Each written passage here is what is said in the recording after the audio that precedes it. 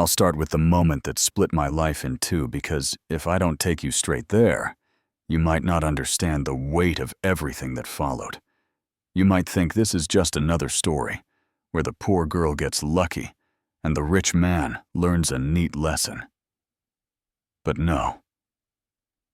This began with my hands shaking, sliding a crumpled letter. I could barely spell into a wedding jacket that didn't belong to me, and a prayer I whispered into the lining like it could climb through fabric and save a stranger from the prettiest lie I'd ever seen. Tell me, have you ever done something so bold and so small at the same time that you could feel your own heart step back and watch you? Like, is this really me?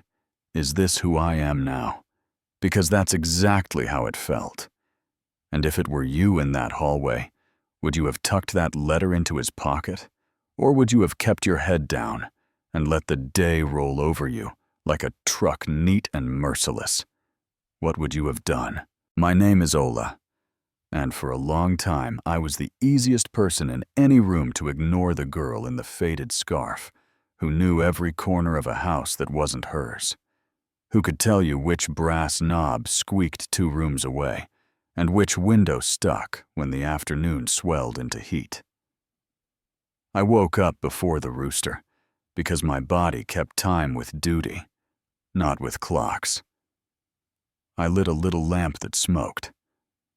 If you turned it up too high, I scrubbed floors until my fingers wrinkled, and the soap found the small cuts I tried to pretend weren't there. You know what I mean. Those cuts that sting harder because you didn't leave time to heal them. I cooked rice that smelled like ginger and onions. I fried plantains till the edges curled sweet and brown. I stirred stews so thick the spoon stood up by itself. And then I ate late alone, after everyone else had leaned back and called the food perfect, with voices that forgot who made it. The house belonged to Kofi, and I need you to hear this right. He wasn't one of those men who make a room feel like a stage, just so they can stand in the middle of it. He wasn't a shouter. He wasn't cruel. He was big in that quiet way. Steady shoulders. Clean. Laugh, the kind of cologne that smells like polished wood, and mornings when the world behaves. He paid on time. He thanked us by name. He sent leftovers home after feasts like generosity was a habit, not a performance. I know some folks roll their eyes when the poor say a rich man is decent, like we're grading on a curve. But I'm telling you what I saw with the eyes I have. He tried to do right, and that matters. Maybe it shouldn't be rare, but it is, yeah. That happened. There were 2 worlds in our village, and a thick, invisible line ran between them. On one side, people who could afford to make mistakes and call them lessons. On the other, people like my family, who couldn't even afford to fall ill without turning it into a crisis you serve for dinner. My mother washed other people's clothes until her back sounded like a fist opening and closing. My father used to fly up palm trees like he'd been born part monkey, until an accident sent him back down with a thud. You could hear for years he never really stood up straight again after that. 5 kids besides me, and I was the oldest. So the math was simple. Work, send money home. Keep everyone fed, hope. The wind took mercy on the cracks in our walls. When the courier came at the end of the month, I folded my wages into an envelope. Like I was tucking in a sleeping child, I pressed the edges flat with my thumb, and I told myself we were going to be okay. Not lucky, not rich, just okay. Which sometimes is the miracle. Then, one evening, Kofi stood on the veranda with lamps throwing halos behind him and said he was getting married, and the house woke up like a drumline. Tailors with measuring tapes hanging around their necks like pendants. Decorators measuring corners with eyes that could see flowers. We hadn't bought yet boxes of imported wine stacked high enough to look like small red apartments, people moving in purposeful circles. Because joy needs choreography, or it slips through your fingers. The white walls were already too white, and we cleaned them anyway. The brass knobs already shone, and we polished till we could see our faces staring back. Like, who is that girl? Is that me working inside a life that looks like a catalog? Her name was Amara, and the first time she stepped out of that car, the driveway went quiet. Even the birds adjusted their song, I swear they did. She wore a dress the color of good wine gold at her wrists, gold at her ears, hair like a crown, arranged by someone who knows how to make beauty sit still. She wasn't just pretty. She was the kind of beautiful that makes the room believe in something it can't afford. When Kofi said her name, his voice softened, like it was holding glass. And I told myself, good, he deserves a brightness. Like that, he works hard, he has a soft place in his heart he keeps trying to hide, because the world laughs at softness in a man with money. I was mopping the floor when she walked in, and I set the bucket aside and dried my hands quick on my skirt so I wouldn't leave wet thumbprints on the glass. And I said, "Good afternoon, madam. Welcome."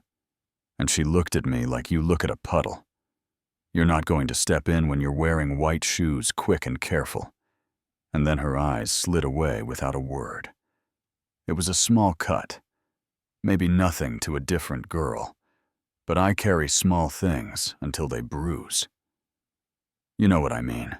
Sometimes the tiniest blade is the sharpest, because it slips under your skin without announcing itself. I told myself she was tired. I told myself tomorrow would be better. I'm good at telling myself things that help me sleep for an hour. The mansion turned into a hive. Deliveries, soft arguments over ribbons, lists that got rewritten until the paper gave up and tore music rehearsals in the courtyard that set the rhythm in my ribs, whether I wanted it there or not. From the balcony, you could see the mango trees bending with fruit, and the orange trees flashing color like tiny suns. The garden looked like somebody had been painting with scent. And every time Kofi and Amara walked together out there, they looked like a picture you'd place on a mantle and dust with a feather tender. Careful, like they were already a memory. I watched from a distance, because that's what people like me are trained to do. Watch, anticipate, not intrude. Then came the afternoon that turned me into a person who acts instead of a person who endures. The house was quiet in that way.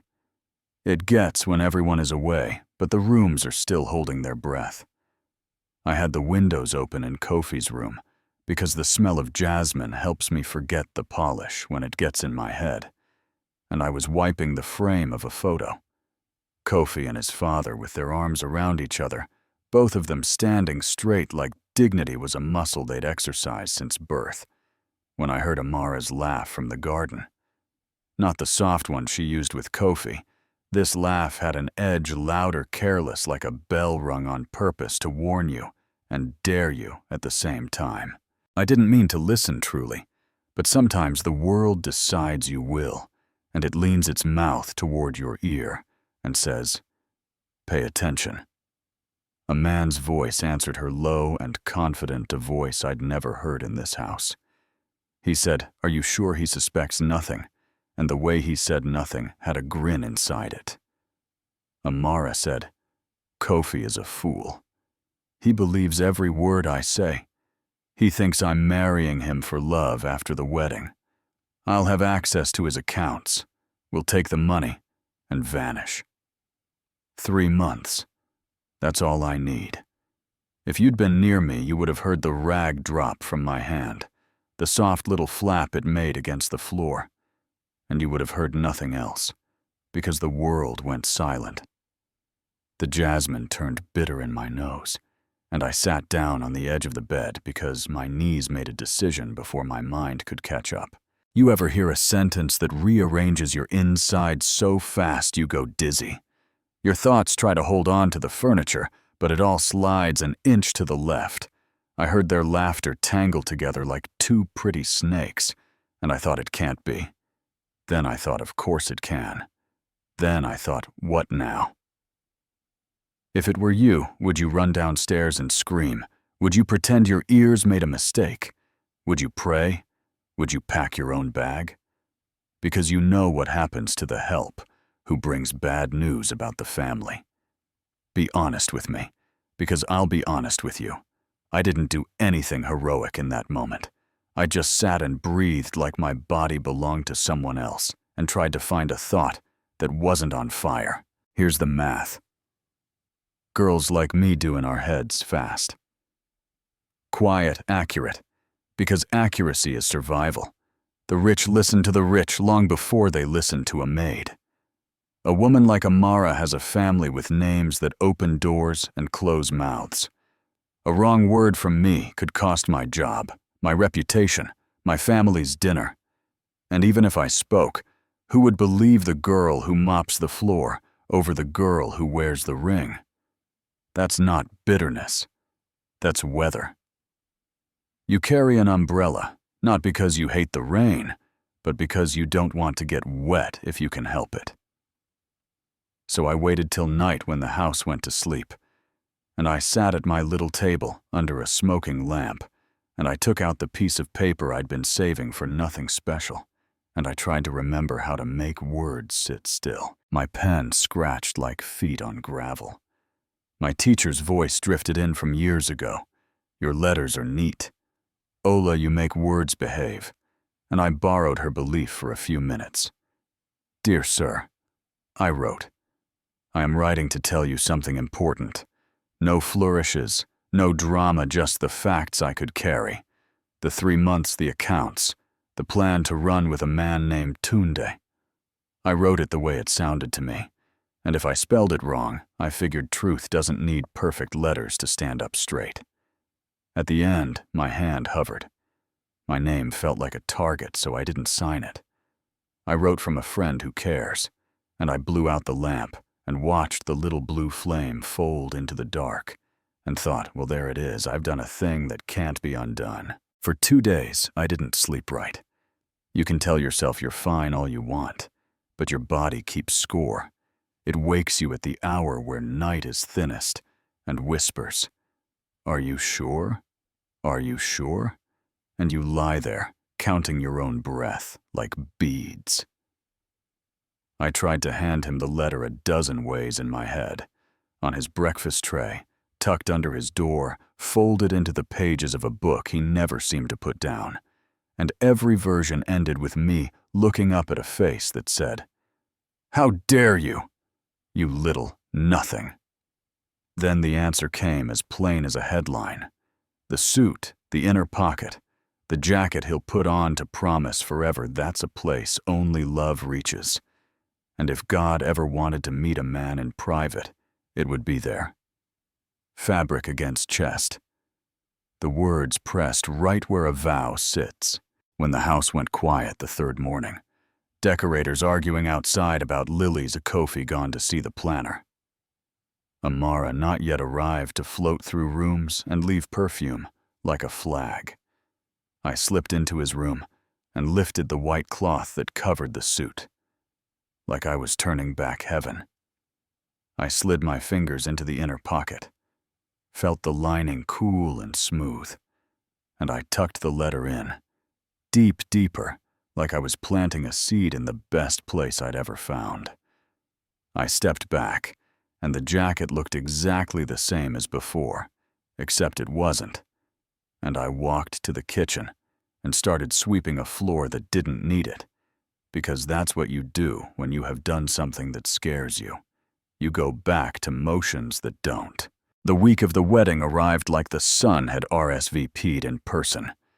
Trucks at the gate music that made the neighborhood kids press their faces between the bars, just to get closer flowers stacked in water like the house had turned into a river.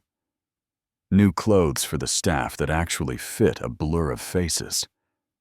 Smiling the smile people wear when they don't know if they're invited to joy, but they want to stand nearby in case it spills.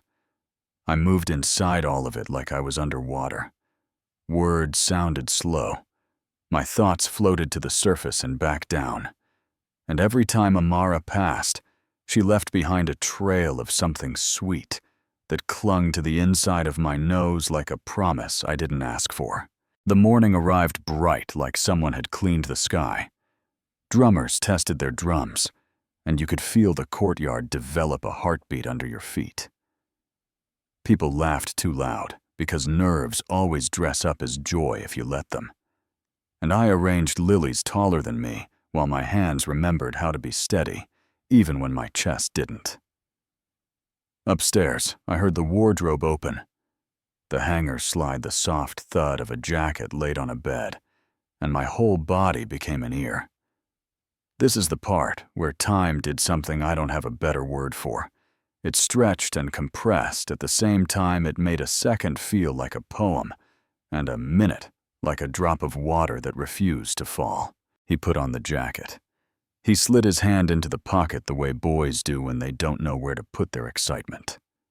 He felt the paper. He pulled it out, and the world went cold. That's the best way I can describe it. Like somebody opened a door to the winter, and the summer stepped back, but didn't leave. He read the letter with those careful eyes, and I watched his face rearrange itself, not like a storm, but like a continent. Slow, undeniable, permanent. He sat down because his knees understood it before his mouth. Did he read it again and again? He folded it and unfolded it, like he thought the truth might change if he softened the creases. Pattern interrupt. Wait. You think he ran downstairs and threw accusations like plates right? You think he turned the courtyard into a courtroom, because this is where men in movies shout, and women drop their bouquets, and someone faints under the weight of righteous noise. That's not what happened. Kofi is a careful man. I told you he's not all heart. He's some head. He tucked the letter back into his pocket like you put a match away in a room full of gasoline. Not to hide it, to honor what fire can do. And he walked downstairs to marry a woman. He suddenly wasn't sure he knew. The ceremony was beautiful in that way, that makes you feel like beauty is a trick, elders with voices that sounded like old wood speaking blessings over two people who had looked perfect until 10 minutes ago. Music that wrapped around the courtyard like a shawl. Kids stealing sugar and running in bright circles. The dress, the powder, the laughter, soft and then loud. The whole village building a careful hug around a day. Kofi said his vows and his voice trembled once, and you could have blamed nerves if you were lazy. Amara said hers, like she'd practiced them in front of a mirror until every word had the right weight. They sat, they smiled.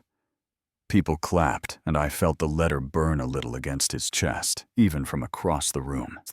When it was time for the gifts and the blessings, and the parts that turn a wedding into a long, bright meal, Kofi leaned toward his brother and whispered something. Then he walked away. Not fast, not slow. The way you walk when you're balancing a bowl of water and you don't want to spill a drop. He went to his study and locked the door, and I swear the house leaned in to listen. The books, the desk, the window framing the garden like a painting, the whole room holding its sides to keep from speaking. He took out the letter, read it one more time, then picked up his phone and called the one person he trusted. With numbers, the friend in the city who knew which hands had tugged at which accounts. My brother, he said. Soft, check something for me. Any unusual inquiries? Anyone other than me? Touching what's mine. Silence can be heavy and friendly at the same time, and that's how it sat between them, until the banker cleared his throat and said yes. Someone claiming to be your fiancé had tried to get a look refused. Of course, but persistent in that way that makes you worry about people who smile while they take measurements of your pockets. That was the moment, the hinge, the twist that turned everything we thought we knew an inch to the left. The letter wasn't just warning, It was proof with a witness. He came back to the courtyard, wearing his calm-like armor, but not as a weapon, more like a promise to himself. He stood in front of Amara, and for the first time he really studied her face like map makers do, looking for lines that tell you where the ground actually is. She smiled the soft smile that had made him glow for months. That smile that says, "My love," without moving the lips. And he held that smile in the space between them, like you hold a glass up to the light to see if it's clean. "Where did you go?" she asked, letting her fingers rest on his sleeve so the gold at her wrist caught the sun the way she liked. And he said, "I went to thank someone." And she said, "Who?" with a head tilt that always worked before. And he said, "The person who opened my eyes." Her smile slipped for a second and came back, and if you've ever watched a mask move, you know how chilling that is. How it feels like the person in front of you has stepped 1 inch backward inside their own skin. He leaned in. Whispers aren't private in a crowd, they just feel like they are. And said, "I know about Tunde. I know about the accounts. I know the plan." People felt the air change before they understood why the drummer hesitated. Someone stopped clapping in the middle of a clap, and the courtyard made that sound humans make when truth walks in without knocking. "Please leave my house," he said. And he didn't raise his voice. He didn't perform his pain. He just said it. Like you say, a fact about gravity. She started to say his name. He lifted his hand, not to silence her like a tyrant, but to end the scene before it became theater. And she understood. Because people like her are quick. They read the room, even when the room isn't on their side.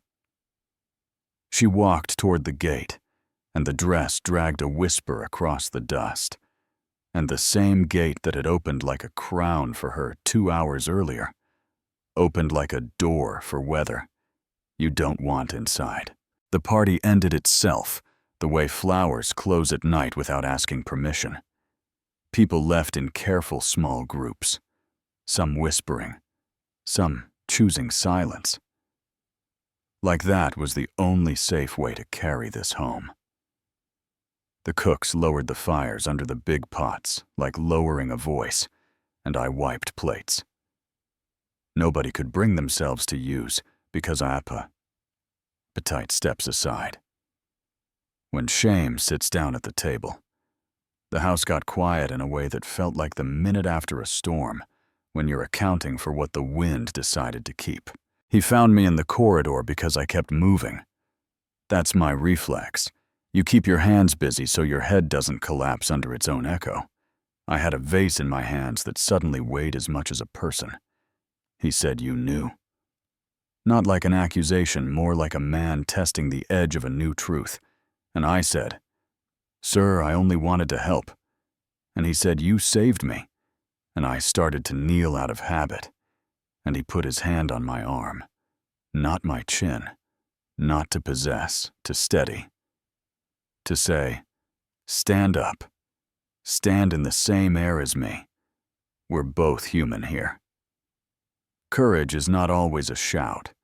Sometimes it's a folded paper, and a pocket, and a girl who chooses to be loud in the quietest way possible. Now you'd think this is where the story fades into soft music and credits. But life keeps going after the courtyard looks away. The next days were full of small tasks and big feelings, returning gifts with notes more gracious than anyone deserved. Canceling the honeymoon without letting bitterness leak into the words. Messages from people who pretended they were praying for him when they were really fishing for the most expensive detail. Kofi walked the rooms with his hands behind his back, like he was measuring a house he'd lived in for years, but never examined. From this angle, I kept the work moving, and inside me something unclenched. Food tasted like itself, again, even the radio from next door that always plays just slightly off the beat. Sounded like music instead of noise. Relief doesn't rush it. Seeps it, finds the dry places, and comforts them a little at a time. A week later, he called me to his study, and I stood there with my heart polite in my chest. And he said, "I can't repay you, but I'm going to try school if you want it. A better house for your family choice. You deserve that." And I said thank you, because words were small for what that meant. And I tucked the moment into myself, like you tuck a note in your shoe when you're walking far, for luck, for strength, for a reason to keep moving when the road gets rude. He kept his word that matters most. Not the promise, the follow-through. My family moved into a small brick house near the main road, where the wind doesn't whistle through the walls, like it's trying to talk you into leaving. My siblings started school with shoes that actually fit. And at night, I read out loud to myself in the kitchen until the letters stopped running away when I looked at them. Pattern interrupt. But here's the thing. People like Amara don't always leave quietly forever. They leave like a stain. Sometimes you think it's gone till the light hits it a certain way. 2 weeks after the unwedding, a letter came with my name on the front, in a careful hand that tried to look kind. Inside just one page, "You think you won it," it said. "You think he'll keep looking at you like a savior? Men like him love the feeling of being rescued, not the person who did the rescuing. When that feeling fades, you'll go back to mopping, and they'll go back to choosing women like me. Don't forget your place." My first reaction was a tired laugh, not because it was funny, because it was predictable. Then my old fear stood up inside me like it had been waiting for this sentence to come home. So I did the thing I couldn't have done a month earlier. I walked to Kofi's office. I handed him the letter, no rehearsed speech, no trembling, just the honesty we had already chosen together. He read it and he said, "Then we both have work to do. Me to prove I'm more than a man who loves the ego rush of being saved. You to keep choosing courage over fear, even when fear writes in pretty loops." And I said, "All right." And he said, "We destroy this together." And we did. We set fire to it in a small tin bowl and watched the paper blacken and fold into ash that lifted like tiny birds when the air moved. Ritual matters. It tells your mind what your mouth already knows. Stick around because what happened next will blow your mind. The village split, not exactly in half, but enough to feel like lines had appeared that weren't there yesterday. Some folks decided the story proved beautiful. Women can't be trusted, which is wrong. Lazy, cruel, a way of punishing a type instead of a person. And I said so at the well, when I heard it, because I'm done letting bad ideas travel without a chaperone. Others said poor girls should mind their business, which is code for keep the arrangements that benefit us intact. Don't disturb a pretty picture to reveal a cracked wall. And then there were the ones I like to stand beside at weddings. Now the ones who said, maybe our world is broken if a maid has to choose between silence and danger. Just to deliver the truth, maybe we should build something kinder, where a warning can climb the ladder of power without being pushed back down 3 rungs for speaking out of turn. Kofi wasn't perfect after. "Let me not sell you a postcard." He wrestled with anger, with shame, with the bruised feeling of realizing you were a tourist in your own life for a while. And I watched him do the unglamorous work of not letting that turn him into a cynic. Hurt wants to set up a permanent address inside you. You have to make it a difficult tenant. You have to charge it more than it wants to pay. You have to ask it to leave when it starts trying to rearrange the furniture. He started small. He learned the birthdays of the staff. He asked real questions about our families, not the kind rich people ask, so they can nod politely. The kind that makes you believe he'll remember the answer in 3 months. And I can't tell you what that does to a person who is used to being scenery. A month after the not honeymoon, He brought me a document, a scholarship letter. Adult Literacy and Business Basics signed, paid. And he said, "You won't work here forever. You'll build something of your own. And when you do run it, so invisible people get seen." And he said that without that savior shine, some folks get, he said. It like two people had made a promise, and now were building the daily staircase to climb it. I started classes in the evenings, and I learned the sweet ache of growing a muscle you thought had atrophied. I wrote my name with a hand that didn't shake. I read paragraphs without chasing the meaning across the page, and I started to dream in lists I could execute, not in vague prayers I was too tired to say out loud. Now here's a confession. I still sometimes walk the hallway where I hid the letter and pause like I'm listening for a second version of my life to whisper through the walls, the version where I stayed quiet and watched a wedding turn into a theft with flowers.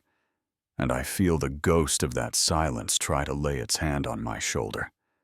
Like, "See, wouldn't that have been easier?" And I answer back, "Not for me, not anymore." Courage grows when you feed it like anything else wandering around inside you trying to live. Do you think what Kofi did was fair? Asking her to leave without turning the day into a public trial?